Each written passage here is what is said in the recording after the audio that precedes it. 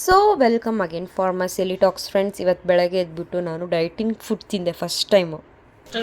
ಇನ್ಮೇಲೆ ಎಲ್ಲ junk foods ಎಲ್ಲ ಬಿಟ್ಬಿಡೋಣ ಅಂತ ನಾನು ದೃಢ ನಿರ್ಧಾರ ಮಾಡಿದ್ದೀನಿ.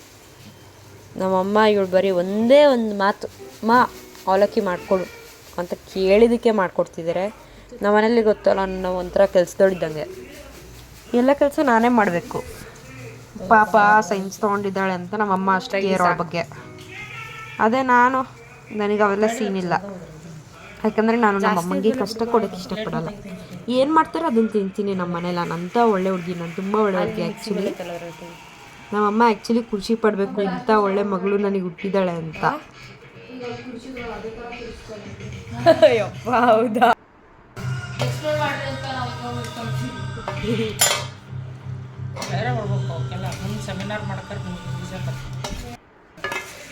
ಗೈಸ್, ನಮ್ಮಮ್ಮ ಇಲ್ಲಿ ಅವಲಕ್ಕಿ ಕಲಿಸ್ತಿದ್ದಾರೆ.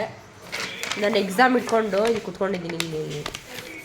ಇಲ್ಲಿ ಇವಳು ಓದ್ಕೊತ ಹಿಂಗೆ ಟಿ ವಿ ನೋಡ್ಕೊತ ಹಿಂಗೆ ಓದ್ತಿದ್ದಾಳೆ. ಅದಾದಮೇಲೆ ಊಟ ಮಾಡಿದ್ವಿ. ಇವತ್ತು ಕಾಲೇಜ್ ರಜಾ ಹಾಕ್ಬಿಟ್ಟಿದ್ವಿ ಗೈಸ್. ಅದಾದಮೇಲೆ ನಮ್ಮ ಶಾಮನೂರು ಆಂಜನೇಯನ ದೇವಸ್ಥಾನದ್ದು ಇತ್ತು, ಜಾತ್ರೆ ಇತ್ತು. ಜಾತ್ರೆಗೆ ಹೋಗಿದ್ವಿ. ಅಲ್ಲಿ ನಮ್ಮ ಫ್ರೆಂಡ್ಸ್ ಆಲ್ಮೋಸ್ಟ್ ಅಲ್ಲೇ ಇದ್ದಾರೆ. ನಮ್ಮ ಫ್ರೆಂಡ್ಸ್ ಎಲ್ಲ ನೆನ್ಪು ಬಂದುಬಿಟ್ರು. ಲಾಸ್ಟ್ ಟೈಮ್ ನಮ್ಮ ಫ್ರೆಂಡ್ಸ್ ಜೊತೆ ಹೋಗಿದ್ವಿ ಅಲ್ಲ. ಆ್ಯಕ್ಚುಲಿ ಈ ಸಲ ನಾನು ನಮ್ಮಮ್ಮ ಇವಳು 3 ಜನ ಅಷ್ಟೇ ಹೋಗಿದ್ವಿ.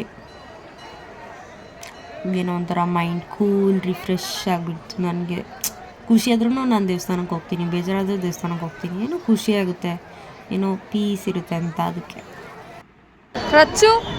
ಅದಾದಮೇಲೆ ನಾನು ದೇವರೇ ನನ್ನ ಅಕೌಂಟ್ಸ್ ಪಾಸ್ ಮಾಡ್ಸಪ್ಪ ಅಂತ ದೇವ್ರ ಹತ್ರ ಬೇಡ್ಕೊಂಡು, ಎಲ್ರಿಗೂ ಒಳ್ಳೇದು ಮಾಡಪ್ಪ ಅಂತ ಬೇಡ್ಕೊಂಡು ಅದೇನೋ ಕೊಟ್ಟರು ಹಾಕು ಅಂತ ಹಾಕಿದೆ ಬೇಡ್ಕೊಂಡು. ಅದಾದಮೇಲೆ ಮನೆಗೆ ಬಂದು ರಾಗಿ ಗಂಜಿ ಕುಡಿದೆ.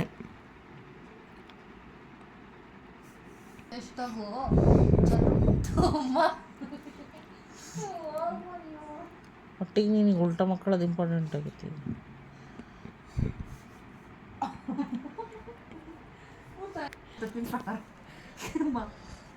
ದರಿದ್ರ ಎಲ್ಲರಿಗೆ ದರಿದ್ರ ಬರ್ತೈತಿ. ಅವರೆಲ್ಲ ಪ್ರೈಮ್ ಮಿನಿಸ್ಟರ್ ಆಗಿರ್ತಾರೆ ಆಲ್ರೆಡಿ, ಅದಕ್ಕೆ ಅವ್ರಿಗೆ ಬರೋದಿಲ್ಲ. ಅವ್ರು ಉಲ್ಟಾ ಮಕ್ಕಂಡ್ರೆ ನೀನು ನೋಡಕ್ಕೆ ಹೋಗಿದ್ದೆ. ನೀನು ನೋಡಕ್ಕೆ